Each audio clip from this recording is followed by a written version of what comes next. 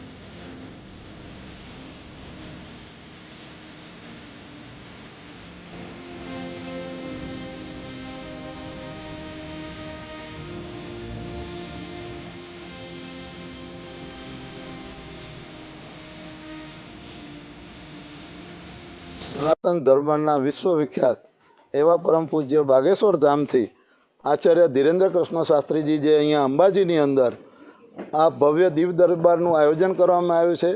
માના ધામમાં દિવ્ય દરબારનું આયોજન અને બાગેશ્વરથી જ્યારે અહીંયા આવી રહ્યા છે ત્યારે 15, 16, 17 પહેલી નવરાત્રિ, બીજી નવરાત્રિ અને ત્રીજી નવરાત્રિના દિવસે અહીંયા આ પછાત વિસ્તાર આદિવાસી વિસ્તારની અંદર અહીંયા આવી અંબાજી પહેલાં દર્શન કરવા આવેલા. ત્યારથી જ માતાજી એમને પ્રેરણા કરેલી અને આ દિવ્ય દરબારનું જે આયોજન કર્યું છે એમાં દેશ વિદેશથી અને કેટલા સાધુ સંતો, કેટલા રાજકીય મહાનુભાવો, કેટલા અભિનેતાઓ અહીંયા એમના દિવ્ય દરબારના દર્શન કરવા જ્યારે આવી રહ્યા છે ત્યારે અહીંયા ઓછામાં ઓછા 2 થી 3 લાખ લોકો અહીંયા દર્શન કરી શકે, એમના દિવ્ય દરબારનો લાભ લઈ શકે.